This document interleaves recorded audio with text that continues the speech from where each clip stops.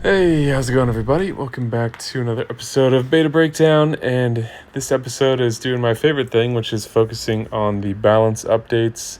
If you're getting frustrated with empires and puzzles, let me just say that Gemstone Legends probably has the things you're looking for. They have a mercy system that guarantees a legendary hero after a certain amount of pulls, and we're not just talking about a weak legendary hero from a pre-selected list. They have a wish list that you can put any hero in the game on to boost your chances of pulling that specific hero. They take into account player feedback, and many of the changes that have gone live in the game were based on player feedback or were player suggestions to begin with. They're even going to give you a free $50 starter bonus just for downloading from one of the links in the description. And if the earlier stuff somehow wasn't enough, you can be a hero in wars even just using rare heroes only. They have tons of events that allow you to earn free 10 pulls and other very usable high value stuff. Gemstone Legends really has a lot going for it, so come check it out if you're curious to see why tens of thousands of people have left Empires and Puzzles to come play. While they are buffing stronger heroes still, there is generally some attempt at boosting up other heroes, and that makes me happy. So that's what we're going to talk about here. Here's what they have to say. This month, we're giving a bump to some recently released heroes who didn't land quite where we wanted them to in the power balance. A few carefully calculated increases should make these heroes more competitive and improve team diversity in various game features. Several older heroes have been swept up in this wave of updates too, and will be enjoying increases to the damage/healing of their special skills. We're also tuning down the power level of classic family Druid superior talent, which is totally over the top, especially in 4-star tournaments. It's so ridiculous. Our metrics highlighted that this class's superior talent was unintentionally out of balance with the rest of the Season 1 heroes, and we wouldn't want to cause any classic family strife. Interesting. All right. So here's what we have. That one is being focused on first. The old was a 45% chance to summon a 25% HP minion, which if you fought in the especially Bloody Battle 4-star tournaments, this was going off constantly.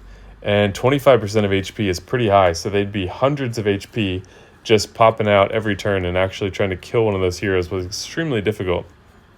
So they're going to tone that down to a 20% chance to summon a 20% HP minion. That is a huge adjustment, so definitely keep that in mind with your team building in the future, because it is now less than half as prevalent as it was for an even weaker minion.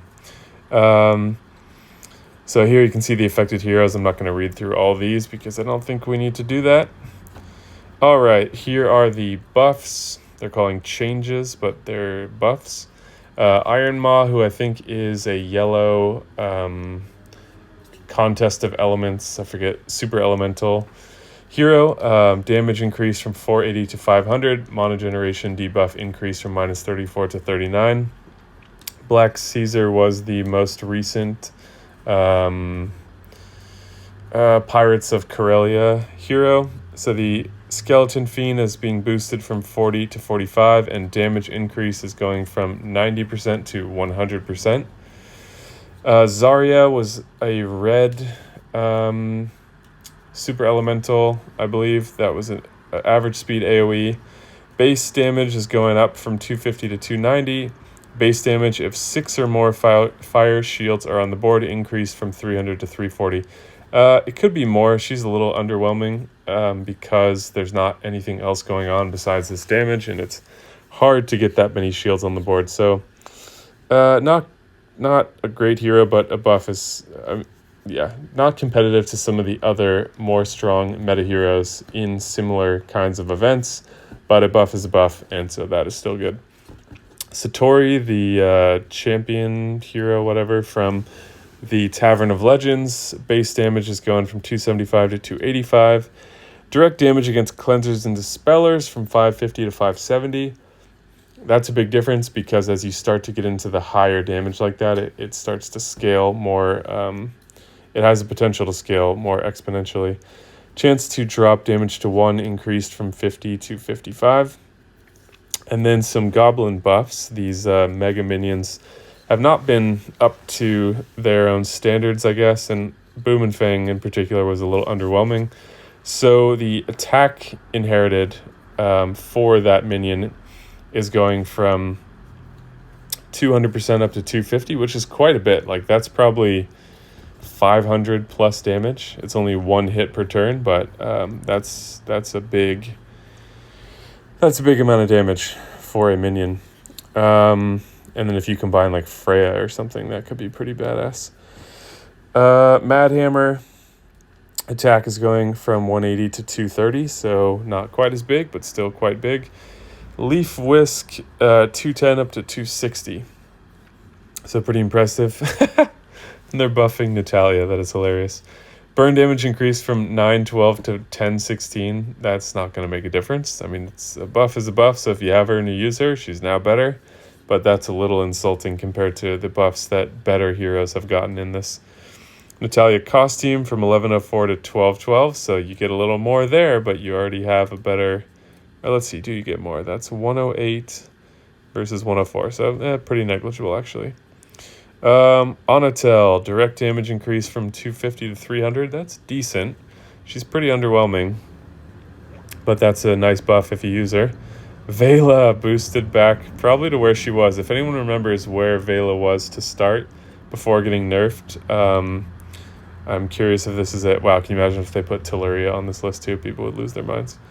Direct damage increased from 150 to 200. Water damage from 180 to 252 over 4 turns. That's still pathetically low. Bertilla. Direct damage increased from 290 to 340. That's a pretty big change.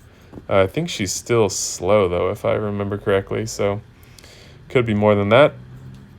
Viscaro. Direct damage increased from 220 to 250. Sapling Fiend... damage goes from 60 up to 70, and absorbed healing goes from 50 to 55. Most of these aren't enough to really make a difference. Can you notice a difference? Yeah, is it going to matter that much? I don't think so, but... Morgan Le Fay. Amount of drained HP from 672 to 772. That's not enough. Increased the range of defense buff against fire from the caster to the caster nearby. Oh yeah, she gives a defense against fire. Okay, something. Quartz, heal over time increase from the times 1 charge 164 to 204, times 2 564 to 624 over 3 turns, and times 3 860 to 940. Still not enough. He's a lot weaker than the other ninjas from the same time. We hope these adjustments will help you field these heroes in a wider range of situations. If you feel that your favorite hero was not paid attention to, blah, blah, blah, send your thoughts there. So January balance, let me know what you guys think. Is it enough? Are there any heroes that you think really needed a balance update that didn't get one? There's so many older heroes that they could choose to show some love to. I'm not sure how they make these decisions.